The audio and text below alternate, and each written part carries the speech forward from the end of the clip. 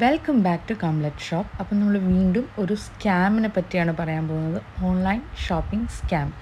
Instagram പേജിലൂടെ എന്താ പറയുക, സെയിൽ നടത്തുന്ന kisha.india.in എന്ന് പറയുന്നൊരു പേജിനെ പറ്റിയാണ് ഇപ്പോൾ സംസാരിക്കാൻ പോകുന്നത്.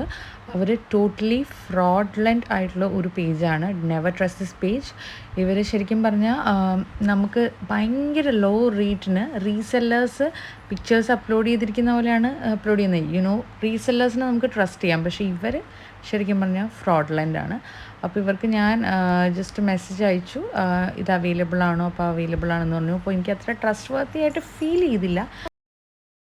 നമ്മുടെ ഗട്ട് ഇൻസ്റ്റിങ്സിനെ നമ്മൾ ട്രസ്റ്റ് ചെയ്യണമെന്ന് പറയുന്നത് വളരെ കറക്റ്റാണ്. എനിക്ക് ആ ഒരു ഇത് തോന്നി. എന്നിട്ടും I moved forward with this. Rate കുറവാണല്ലോ എന്ന് പറഞ്ഞു. പക്ഷേ അവർ പിന്നെ ട്രാക്കിംഗ് നമ്പറും കാര്യങ്ങളൊക്കെ ചോദിച്ചിട്ടും എനിക്കതൊന്നും തന്നില്ല. പിന്നെ ഒരു കോണ്ടാക്റ്റും ഇല്ല. കംപ്ലീറ്റ്ലി നമ്മൾ ബ്ലോക്ക് ചെയ്യും അവർ. ഇൻ ദ സെൻസ് വാട്സപ്പിൽ കൂടെ ആണെങ്കിൽ വാട്സപ്പിൽ അവരുടെ നമ്പർ യൂസ് ചെയ്ത് അവരുടെ കോണ്ടാക്ട് ചെയ്യാൻ ശ്രമിച്ചിട്ടൊന്നും പറ്റിയില്ല.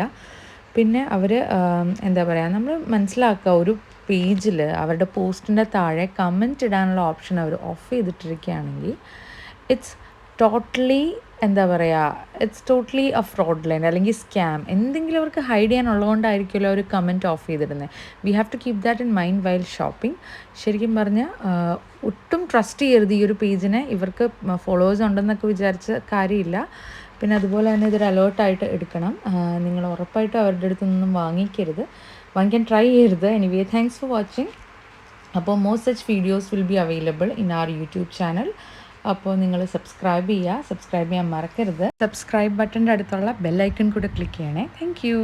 Have a great day.